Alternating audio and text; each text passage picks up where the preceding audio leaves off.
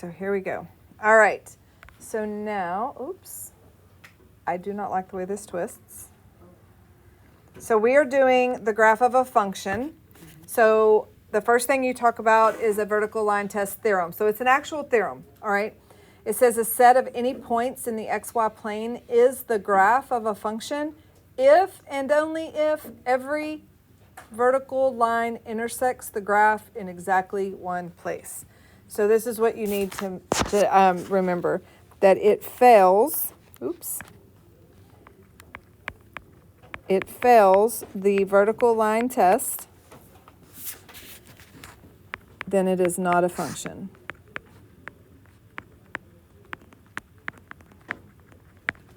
So if it fails the vertical line test. So if a vertical line crosses more than once,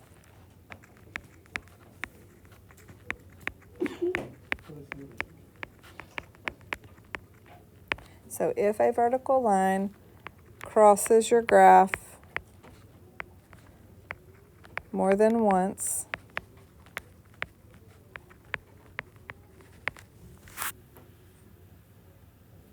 then the x value repeats.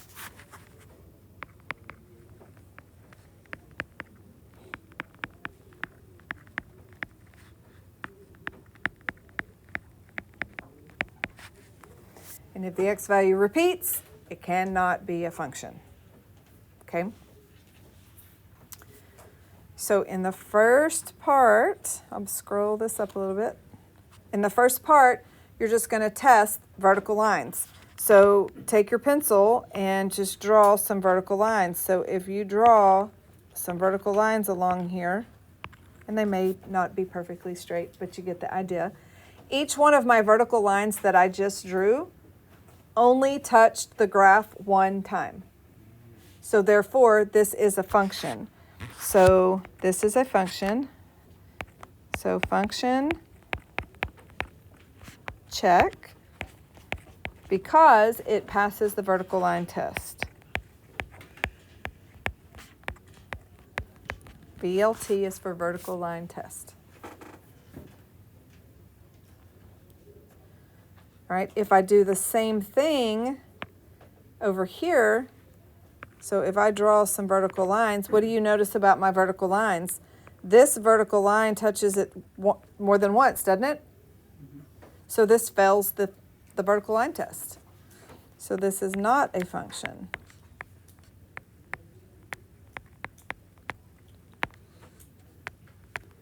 Because it fails the vertical line test.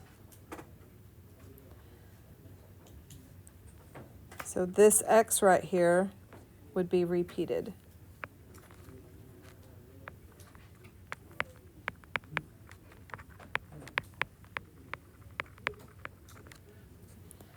This x is repeated, this x is repeated.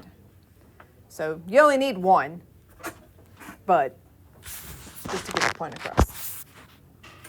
So questions? All right, so let's look at the next one.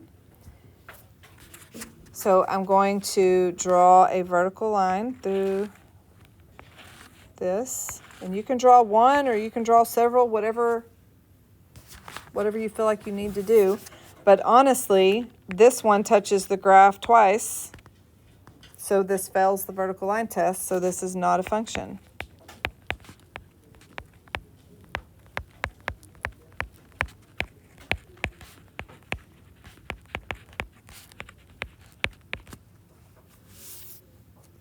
Oops, squeeze that in there. There you go.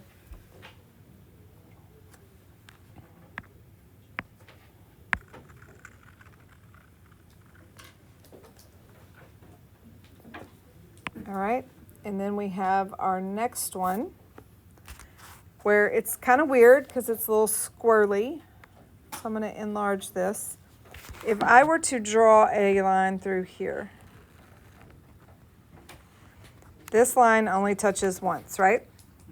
Okay, try another one. I'm trying to stay on the line, but it is really hard to draw a straight line. Still only touches it once. Even if I draw right here, it still only touches the graph one time. Okay, so this one is a function.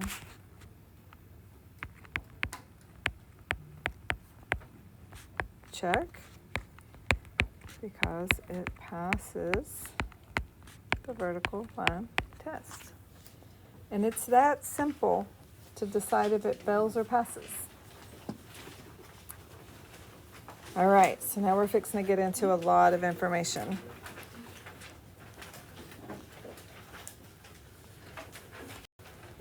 Okay,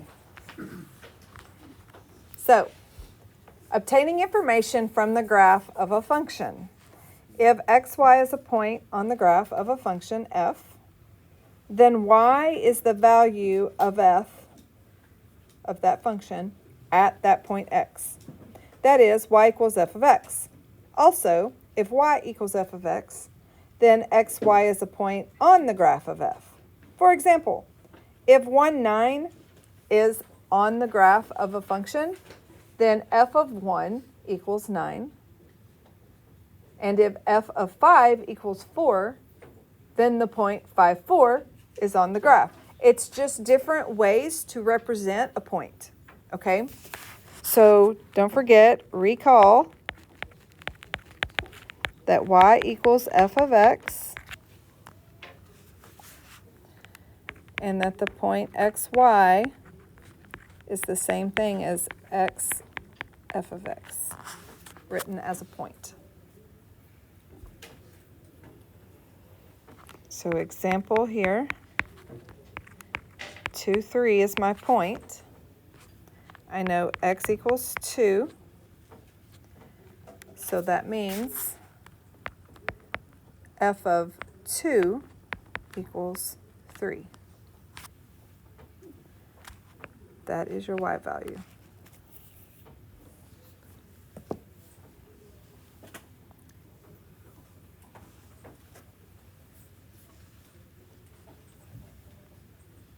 Now, the zeros of a function, so if f of r equals 0 for a real number r, then r is called a real zero of f. This value is also called the root of the function. If y'all think back to Algebra 1, when you had to find your roots, your zeros, your x-intercepts, okay, all those words still mean the same thing. So, other terms,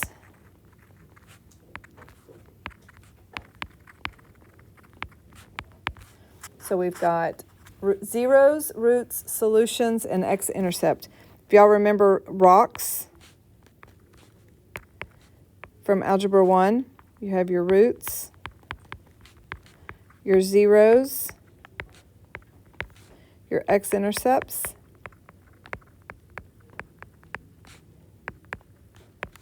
and your solutions. So if you can remember that from that far back, it's probably been a minute. So here's an example. If I have 2, 0, that means y is 0. And that means f of 2 is 0. Trying to make sure I get all of the things that I've written down. X equals 2 is a 0. So that just means 2 is a root, 2 is a solution. 2 is where your graph touches the x-axis. Okay, do y'all remember those things? It's been a minute. So make yourself a note. 2 is where the graph, whatever graph this is, crosses x-axis.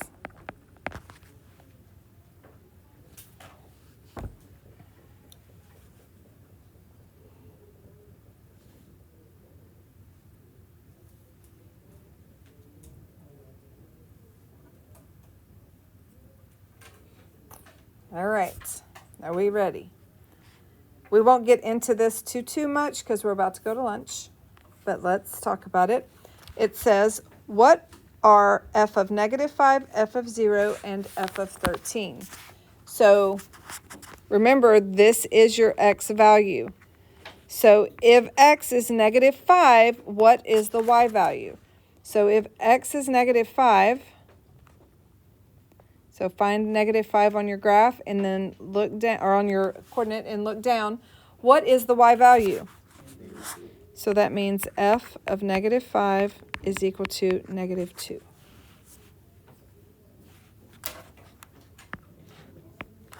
What about f of 0? So find 0 on the x-axis and follow it up till you bump into your graph. When x is 0, what is y? 3. And f of 13. So if we find 13 on our graph, it's like out here somewhere. Well, if I follow it up or down, it doesn't ever touch the graph, does it? So this is does not exist. So DNE is does not exist. This graph does not have arrows pointing, showing me that it goes on forever. So therefore it does not. It has those dots on the end, which means it goes from here to here. So there is a set range. There is a set domain.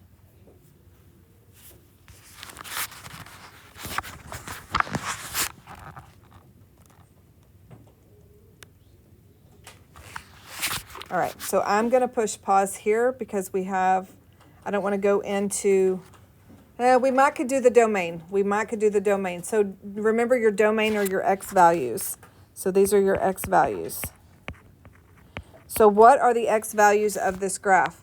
So what you're going to have to do is go to the end of the graph and kind of look up. So I want this to be really small. So I'm going to go to the end of the graph and I'm going to follow it up, and I'm going to go to the other end and follow it down. So I'm looking at to see where does it go. All right. So I see that it goes from -6 all the way to 11. So it hits all of these numbers. So you're looking at the graph from here to here. So I know that it's going to go from -6, and that's going to be a parenthesis because that's an open circle. And it's going to go to 11 with brackets because the 11 has a solid circle on it. If you write it as a set builder, you're going to say x such that -6 is less than x, and x is less than or equal to 11. So those are the two ways to state your domain. And we will stop here and go to lunch and come back and talk about the range.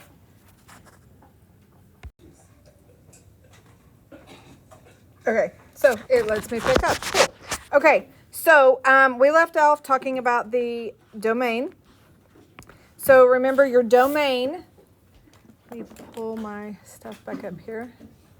So your domain is your x value, so it's going to go from here all the way to here. So that's where the -6 has to be less than x, which has to be less than or equal to 11, because it goes between those two. So slide this up. Remember that your domain, that is your x values, and it is left to right. Left to right. I'm kind of cramming it in there because I'm limited on space. And range, which we're fixing to do, is your y values, and this is bottom to top.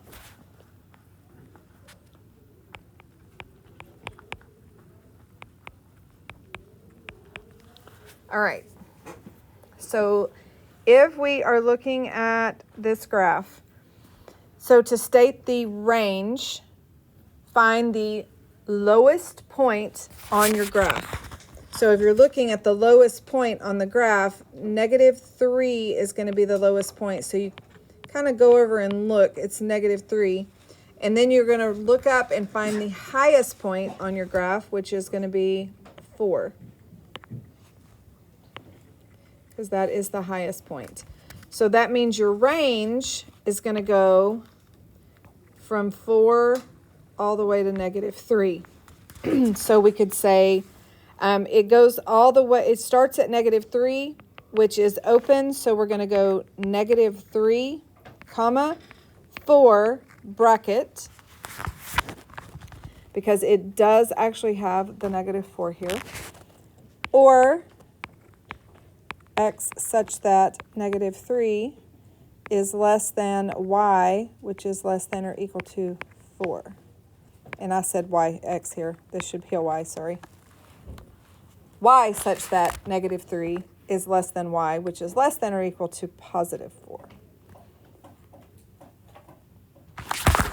So you have over here to the side the -3, which is less than y, which is less than or equal to 4.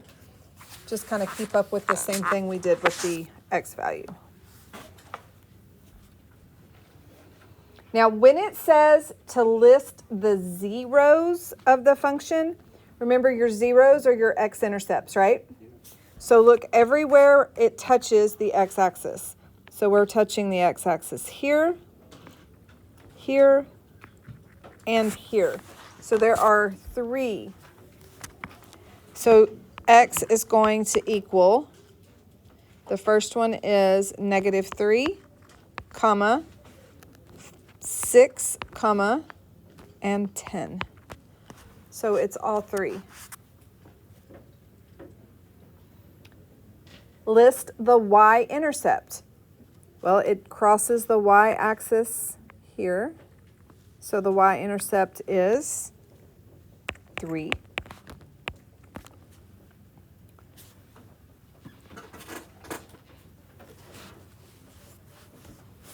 Now, how often does the line y equals 3 intersect the graph?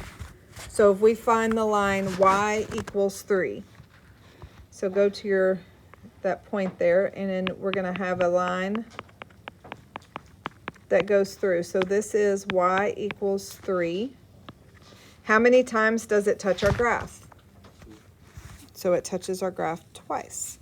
So you can say 2 times. You could say twice. Either one, however you want to word it.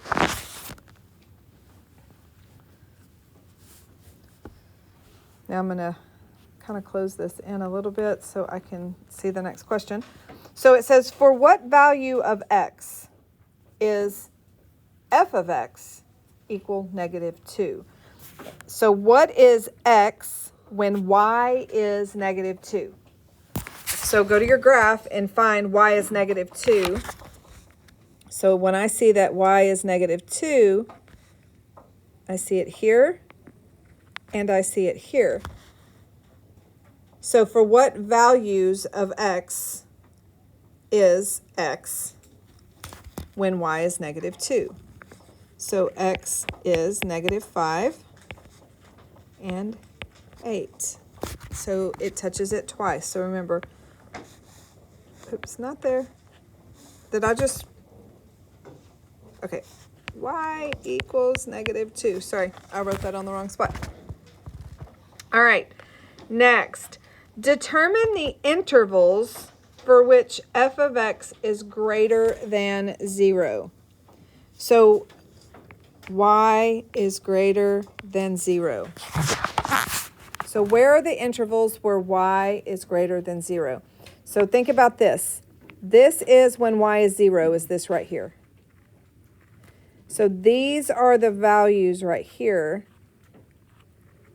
when y is greater than 0. So it starts at -3 and it goes to 6. But then notice out here, it does it again, doesn't it? Let me enlarge that a little bit. So do y'all see this is when y is 0, right?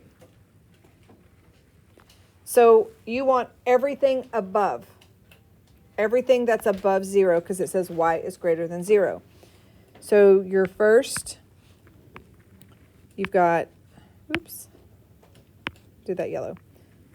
So you've got this, and then you've got this little piece here. Okay, so how are we going to list it? So you're going to go, try to see the graph and see so you can see what I'm writing at the same time, but I'm going to have to go back and forth. So we know it's going to be from -3 to 6. Also, 10 to 11. So it means it can't be -3. It can't be 6. It can't be 10, but it can be everything bigger than -3, but smaller than 6, bigger than 10, and 11. So I'm going to go up here. So I've got -3, because it crosses through, to 6, 10 to 11. So since it's sitting on the graph, it's 0. Okay. So put yourself the note of above the x-axis cannot be on x-axis.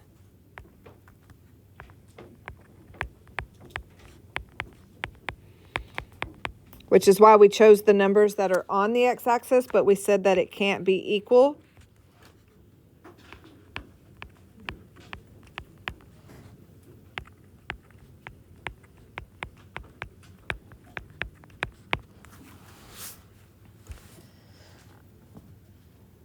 All right, now it says determine the x intervals for which f of x is less than or equal to 0. So now you're looking at when it's below. So you're looking at this piece here. Let me get this a little bit bigger. So you're looking at this piece, this curve here. So we're looking at those two pieces. So you're looking at when you are below. So if we write them out, you're going to have -6, -3,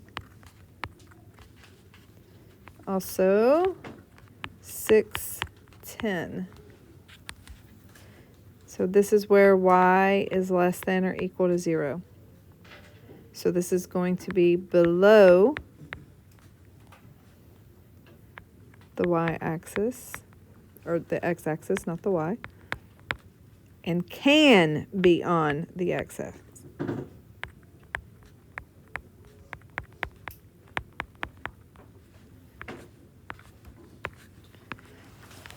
This one is cannot be because it doesn't have the equal sign. This one can be because it does have the equal sign. So that's where that comes into play. So we are looking at everything from -6 all the way to 10.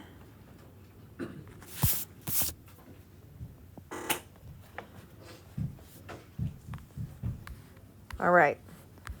Does everybody have that copied down before I switch pages? All right. So we're going to do it again. We're going to obtain the information from or about the graph of the function. So notice they did not plot it for me. They just gave me the equation. We're going to graph it.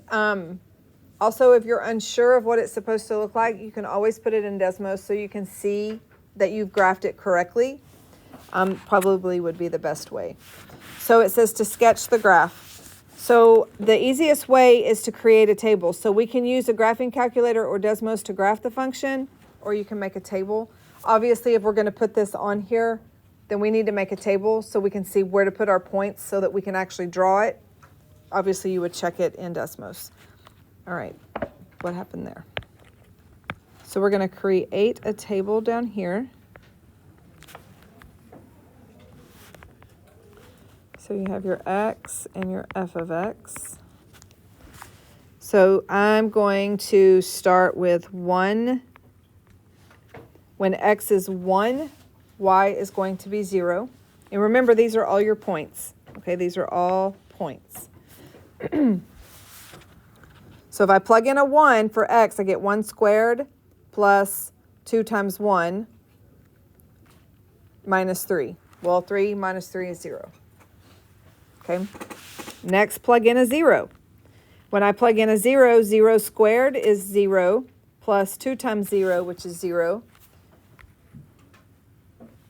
And 0 minus 3 is minus 3. All right, what about if we plug in a negative 1? Try to do small numbers. Obviously, you want to do numbers that are actually on your grid. Okay, so if we did this, this would be negative 1. Can y'all see that? Is that not showing? Okay, negative 1 squared plus 2 times negative 1 minus 3. Negative 1 squared is 1. 2 times negative 1 is negative 2 minus 3. 1 minus 2 is negative 1. Negative 1 minus 3 is negative 4. Going to keep making this smaller and smaller until we don't see it. So let's do a couple more points. Let's do negative 2 and I don't know. Let's do a positive 2 also. I feel like if we can get on both sides of the positive and negative, it kind of gives us a better idea of how to sketch it. So if I go down here, I'm going to plug it in. So negative 2 squared plus 2 times negative 2 minus 3. 4 plus negative 4 minus 3. Well, that cancels out and gives me negative 3. If I try positive 2, that's going to be 2 squared plus 2 times 2 minus 3. 4 plus 4 minus 3. 4 plus 4 is 8. 8 minus 3 is 5. And then let's try negative 3. So if I plug in a negative 3 squared plus 2 times negative 3 minus 3. 9 plus negative 6 minus 3. 9 minus 6 is 3. 3 minus 3 is 0. So that's a pretty good amount of points. I feel like we could probably get a good idea of what the graph should look like to make it easier to graph. So I'm going to enlarge my picture now. Do y'all have that? So I'm going to enlarge my picture where I can plot the points. So we got 1, 0, 0, negative 3, negative 1, negative 4, negative 2, negative 3, 2, 5, negative 3, 0. So it's going to kind of look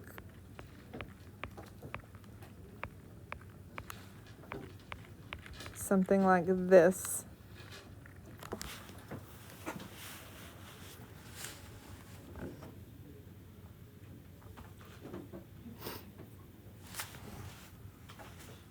All right.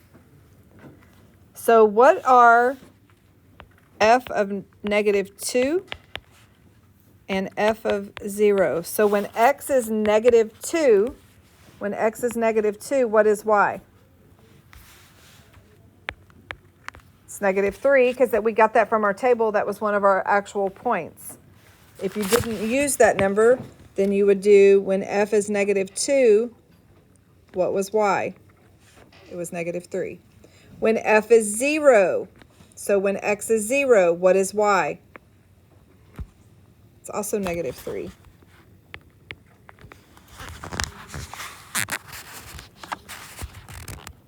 Basically, you're just going to create your chart, plot your points, and then look at your graph to answer the questions. So what is the domain? It's all real numbers. So we're going to go negative infinity to positive infinity, all real numbers.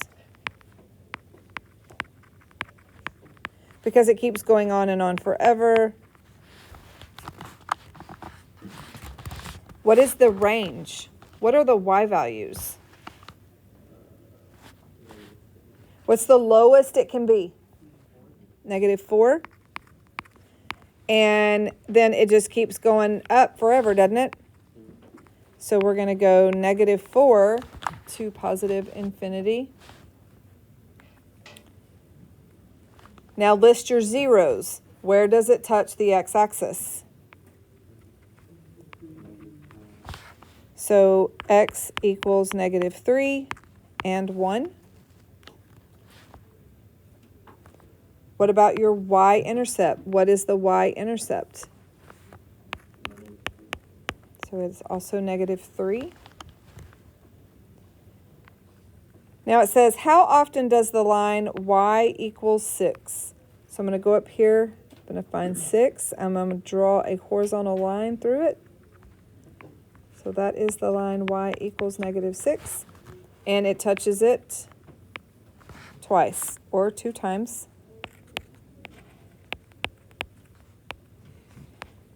Again, however you like to word it. All right, the next question. For what value of x is f of x when y is -5? So when y is -5, so I'm going to zoom in a little bit here. So -5 is right here. So what are the values of x? If I were to draw a line through here, does y equals -5 ever touch your graph? No. So this one, there's none. It doesn't exist. For what values do not exist? None. Again, that's not 1. Does that look like it says 1? It does, doesn't it?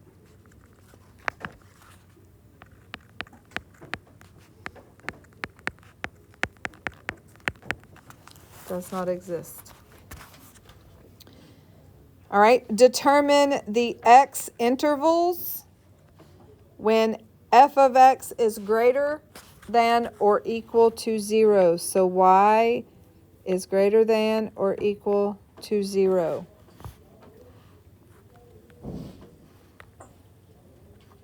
So what are the x intervals when the graph is greater than or equal to 0? When is it greater than or equal to 0? Where's that at?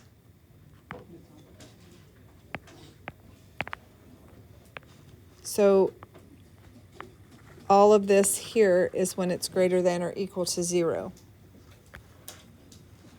So we're going to say from -3, so coming in from negative infinity to -3, but also 1 to infinity.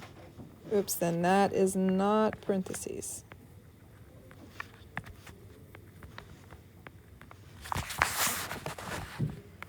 So we see, basically you're looking at these numbers right here.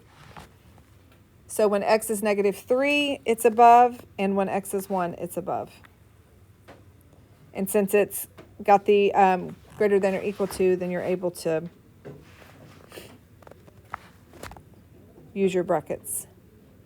Now determine the x intervals for which f of x is less than 0. So when y is less than 0.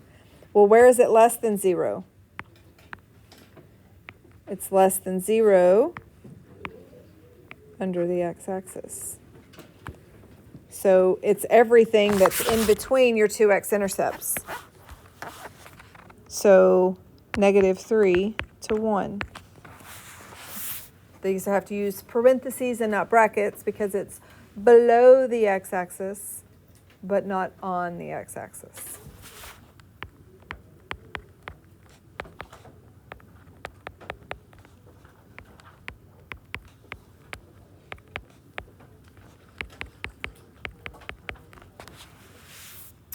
All right, so those are the kind of things you're going to be doing on your homework. You're going to be plotting the graph and then answering the questions about the domain, the range, and the intervals. Okay, it's kind of where the colors come in handy. All right, let's do one more. We have the square root of x plus 4 minus 3. So I'm going to make the table over to the side so that I don't have to keep going up and down so I can actually see what I'm writing. So x and then f of x.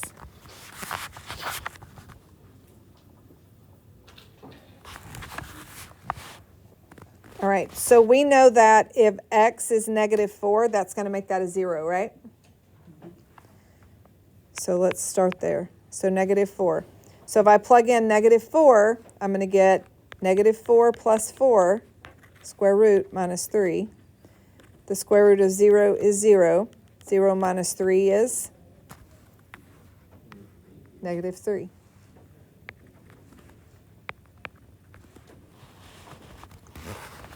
Now if I plugged in a negative 5, that's going to give me a negative answer inside the radical. We can't do that. So we're going to have to stay negative 4 and everything to the right. So let's try negative 3. So I'm going to erase this so I can do another one. So I've got negative 3 plus 4. So negative 3 plus 4 is the same thing as 4 minus 3. So that's going to be the square root of 1, which is 1. 1 minus 3 is negative 2.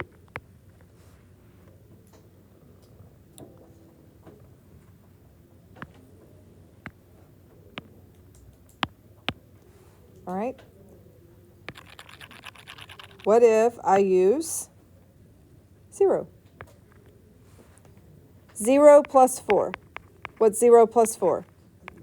4. And what's the square root of 4? So 2 minus 3, because we're just bringing that up, is negative 1. Well, what if we try 5?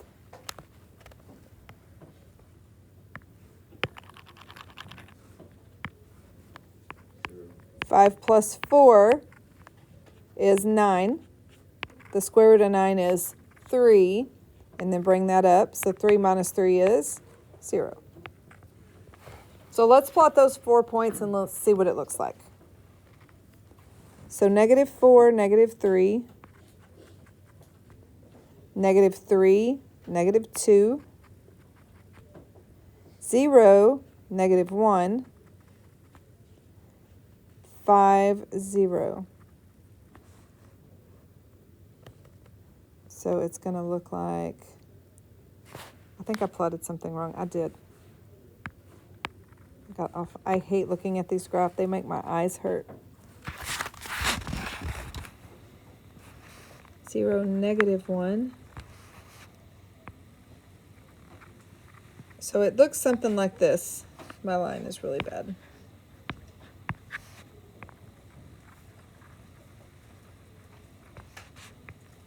So we got this point, this one, and this one.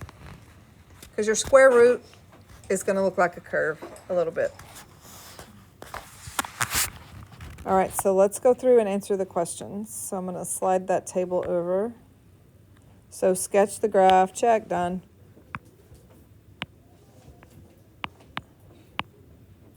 All right. So what is f of 0? So when x is 0, what is y? Negative 1. And what is f of 5? When x is 5, what is y? 0. So when you're choosing your numbers for your table, kind of look at the problem over here and see what numbers they're asking you and use those, because then you can kind of kill two birds at the same time. State the domain. All right, where's our domain? Domain is the what values? The x values, okay. So what is the farthest x value that we're looking at? So negative 4, right? And then from here, it just goes on forever, yes? So this is going to be negative 4 to infinity. The range is your y values. What's the lowest this graph went? So you look at your y values.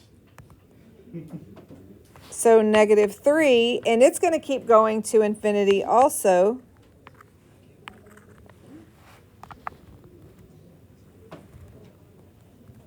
List your zeros. So how many times does it touch the y-axis? Where at? You mean 5? Remember your x-axis. Now the next one's asking about the y-intercept, which is -1. So remember, your zeros are your x-intercepts, and then your y-intercept is your y-intercept. Okay. How often does the line y equals -6? So I'll go down here to -6, find the line. How often does it intersect our graph? None. Doesn't ever intersect the graph. It's quite below the graph. So what are the values of x when y is -2? So when y is -2. So here's -2. So I look over at the graph. What's the value of x? -3. So x is -3. So now let's determine the values of the intervals. So we're looking for y to be greater or equal to 0. So that means above the y or above the x-axis, right? So we're looking at from here on. So what number does it start? Because it can be on the x-axis because it has the equal sign, right? So we're starting at 5 and we're just going on forever. So the interval is going to be 5 to infinity. And where is it when y is less than 0? Well, it's less. It starts right here, doesn't it? At -4. And it stays below until I get to what? When does it go above? 5. So this one is going to be -4 to 5 is when it is below. So if you're looking, when you are below is going to be all of that. So -4 to 5. Now, the brackets, it is -4. Oops, that's supposed to be. It is -4, but it cannot be equal to 5 because it doesn't have the equal sign in your inequality. So this is the can be on x-axis, cannot be on x-axis. This symbol right here is what determines that. All right, are there any questions? All right.